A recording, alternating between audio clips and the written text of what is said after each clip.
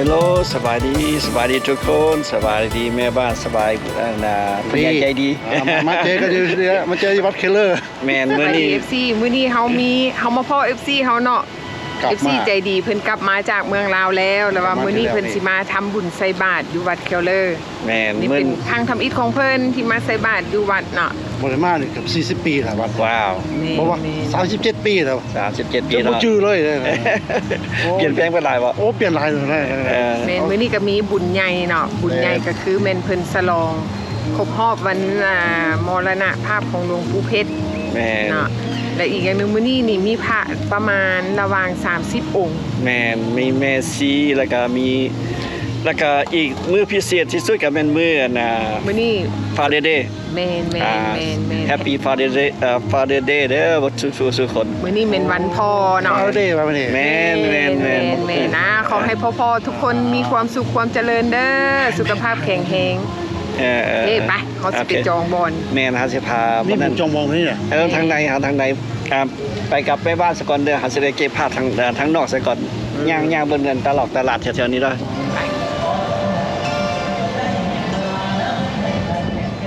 ตอนนี้ก็ญาติโยมกำลังเข้ามาอันนี้ก็มองจอดรถอยู่เดินจอดรถอันนี้เพิ่นก็ญาติโยมมาทำบุญ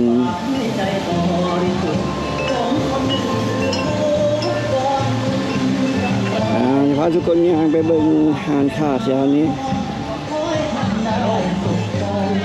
ฮัลโหลเห็นจะไปอาลาบามาน่ะอ้าวก็ไปแม่นบ่มื้อนั้นจะไปเขาไปเมืองพุ้นไปอาบน้ำโอ้น้ำฟ้องไหลอยู่มื้อนั้นไปอาลาบามากันไปอาบน้ำทะเลน่ะว่าโอ้ไปหามื้อ7 มื้ออยู่น่ะร้อยด้านบ่7 มื้อเลย7 มื้อโอ้ยโตให้ก็บ่ดำก็มาน่ะโอ้น้ำฟ้องแห้งขนาดเอาไปเล่นอาลาบามาเพิ่นก็ไปฟลอริดาก็ไปแถวๆเดียวกันเนาะแต่บ่ได้ว่า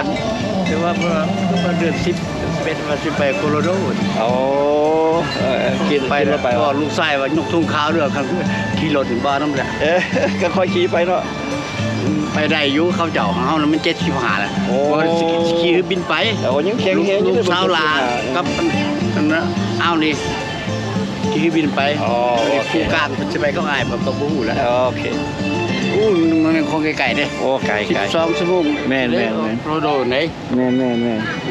โอ้แท้นั้นคนลาวหลายเด้อเขาเบิ่งเจ้าว่าน่ะหลายเป็นบ่อยู่อาลาบามาว่ะระหว่างรอดปลายครอบครัวโอ้แท้นั้นเขาเห็นอยู่เบิ่งพวกเจ้าอยู่นะแต่โอ้บ้านเขาก็โอเคตลาดขายเครื่องขายผักแม่ค้าขายผักเขาอยากได้สูงให้กูได้ขอบใจเท่า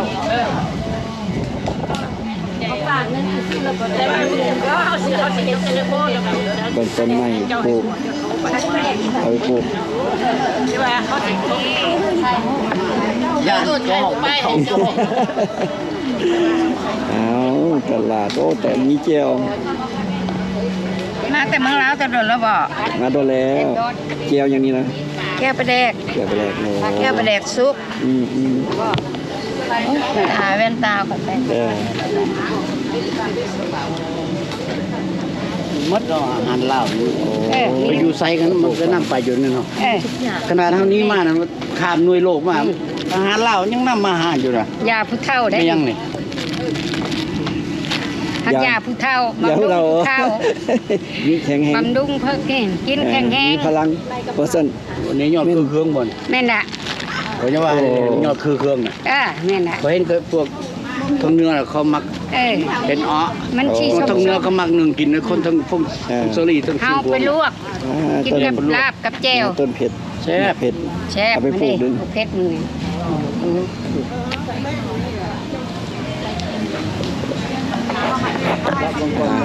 ปลานี่ก็มีปิ้งมีอย่างวัจนังตยกายมัตเตสันเตนะโสมวิตินาชิกวามุนินทรตันเตจัสสะภวตุเตชยมังกรานิสัจจังวิหายปฏิสัจจกวาโน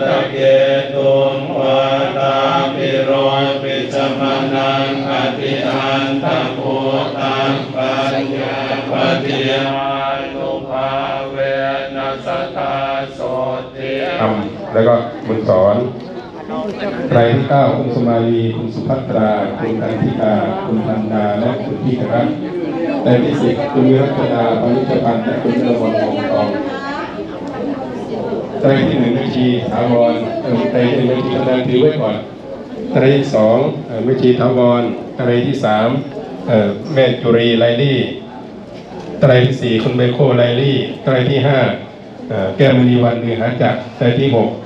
คุณเวลาวันเนือหาจักรเจ็ดคุณแม่กุดอมแปดวิชุคำแสนเก้าคุณสุมาลี มาบุญกันเด้อกลับไปถวายสวัสดีสวัสดี แต่ว่าให้เราลงจากฝ่ายบางตรงไหนได้แล้วก็หลังจากนั้นก็เป็นตัวเป็นเสบาครับ เดี๋ยวตัวเสบาทวันนี้ เป็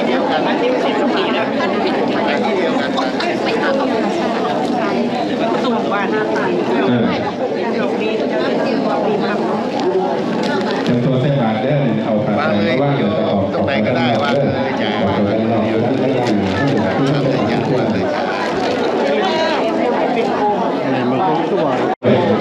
ตัวนี้ใส่แต่เงินใส่แต่เงิน ส่วนบาทแรกที่คุณโยมคุณทำรุ่นที่ห้าก็หลวงพ่อพระครูอาคันซอหลวงพ่อครูอาคันซอนี่เขาท่านมาบ่อยแล้วก็อยากให้มาประจำเกษตรปันนิโตอันนี้ก็วัดพุทธแล้วก็ที่ลืมไม่ได้ก็อาจารย์พระครูสิริพุทธวิเทศอันนี้ท่านอยู่ที่ใกล้ๆกับ AT Stadium อารีตันสวนที่ทางมหาวิทยาลัยอันนี้ท่านบอกมาประจำมีคนทุกครั้งถ้างานหลวงปู่ท่านไม่ไปไหนท่านบอกว่าจองเป็นปฏิทินล่วงหน้า สบายดี สวัสดีบ่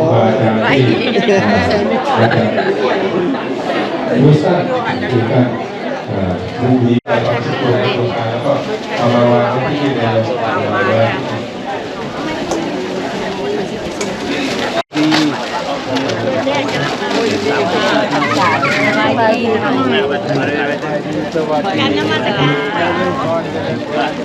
ไปอยู่น้ำเลยเด้อโอ้ท่านมาแล้วเอานี่แล้วไปอยู่อาจารย์ถูก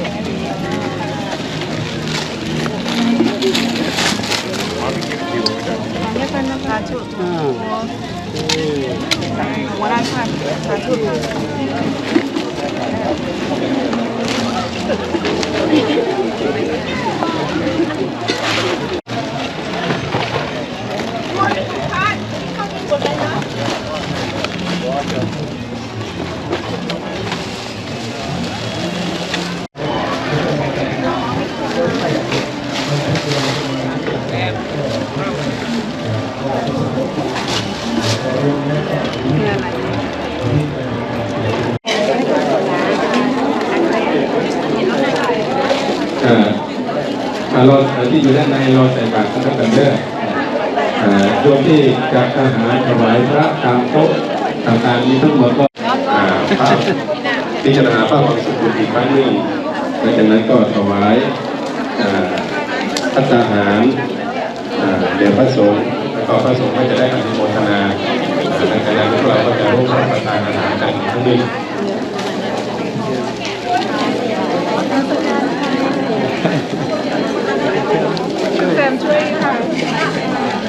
ส่วนอาหารเป็นทบาทที่เราไปรวมที่นั่นแล้วก็มีโยมหลายๆท่านโยมกลุ่มหนึ่ง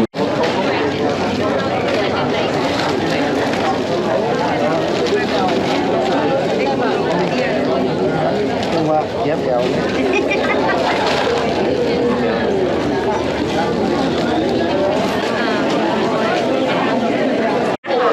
เฮ็ดเอาเด้อตำบักหุ่งลงทานตำบักหุ่งไปอยากแซ่บแล้วก็ต้องมาวัดเคเลอร์เด้ออยากมา2-4 มื้อน่ะ ประเพณีลาวเขาเนาะอายุไปอยู่ไสก็ยังบ่ทิ่มข้าวเหนียวตำบักหุ่งตำบักหุ่งแซ่บๆเลยมาลงทานเอาดีเอาไปไหมเอาใส่รถนี่นะอันเรือนเอา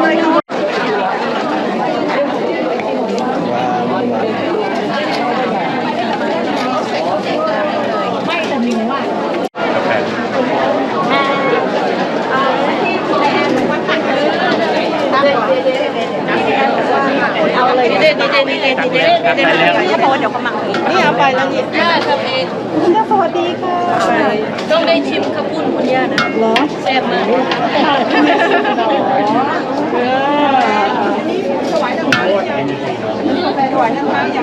เดี๋ยวไปทางนี้อันนี้ลาดหน้าต้องใส่ตัวนี้ก่อนมาใส่นี่บอกลาดหน้านี่แล้วได้ยังคะได้หวานลูกมีเขาเด้อหวานลูกมีนี่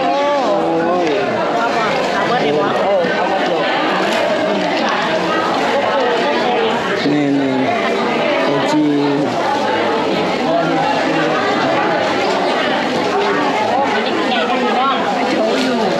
ตัวง่ายขึ้นได้ยอนี่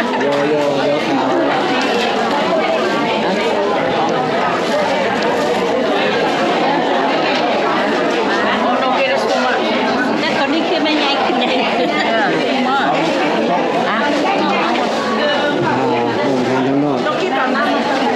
กระดาษส้มนี่เป็นผู้จัดเป็นแถวไปใช่สบายดีสบายดีเด้อสบายดีเด้อโอ้โหมื้อนี้สปริงโรลเนาะยอดขาวสปริงโรล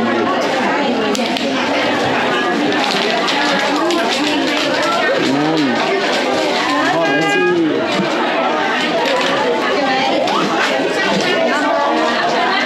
ได้หน่อยชิมยากันเด้อชิมไปเอา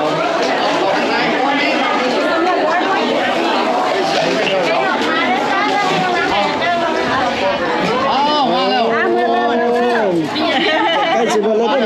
จ้ะนี่หมดแล้วหมดแล้วมา3คนแล้วเอางั้นน่ะมาได้เช้าโอ้ให้ซิมโอเคขอใจว่าตา6 โมงเช้าค่ะ มาแต่6 โมงเช้าพุ่นน่ะให้ไปกำลังเนาะอันนี้เนาะ ตั้งโพให้พวกแม่ว่า อันนี้แม่นโอ้ข้าวเปียกพวกข้าวเปียกเส้นเลย ยังห่างมาใช่บาทเสาร์วันที่ทุกเสาร์ยังไม่ได้ขายปลาไปมาเพิ่นสอนบรรยากาศข้างนอกทานทานโอเค